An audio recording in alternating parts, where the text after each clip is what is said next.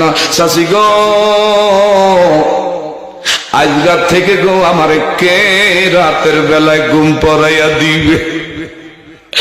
আজকাল থেকে কি আমার আদর করবি, সোহাগ করবে? আজকাল থেকে আমার কে গো গোসলের সময় গোসল করাইবি? রাতের বেলা আমার মাথায় হাত বুলাইয়া বুলাইয়া আমার কে পরম সুখের ঘুম পড়াইয়া দিবে?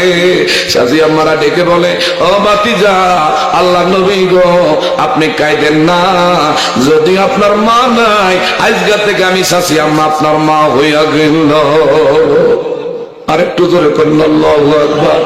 আমার নবীরে ভালোবাসে চাচি আম্মারা, কিন্তু আবু তলেব আমার নবী পায় না। কিন্তু চাচি আম্মায় গোপনে গোপনে মাঝে মধ্যে যদি দিনের কোন স্বার্থে, ইসলামের স্বার্থে, কখনো কোথাও যদি দিনের খেদমতে কোনো কিছুর প্রয়োজন হইতো, চাচি আম্মারা গোপনে গোপনে কইত, আল্লাহর হাবিব গো আপনার কিসের প্রয়োজন, কি চান? আপনার যা লাগবে আমি আপনার চাচি আম্মা ইসলামের জন্য আপনার কদমে কোরবানি করতে রাজি।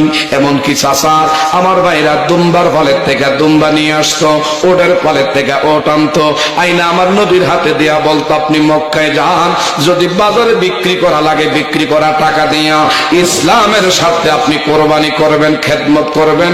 আমি আপনার কাছে একটা জিনিসে মাত্র চাই, এই পৃথিবী থাকার জায়গা না, আমি যদি আপনার চাচি আম্মা মারা যাই, আপনার কাছে আমার একটা দরখাস্ত, ইয়া রাসূলুল্লাহ, আপনার কাছে আপনার ভালো চোখে দেখি না, আপনার নাম শুনলি তেল বেগুনের মতন সাত কইরা জমে।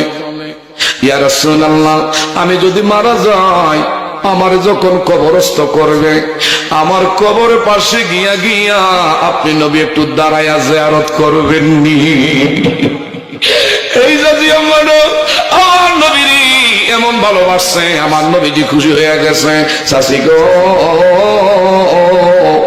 আজকের থেকে আমি বইলা দেই, আপনি যদি মারা যান, আপনার খবরের পাশে কেউ যাক আর না যাক, আমি আপনার ভাতিজা হইয়া কমিটমেন্ট করলাম, ওয়াদা করলাম, আপনার কবরের পাশে আমি কিন্তু দাঁড়ায়া দাঁড়ায়া দোয়া করব।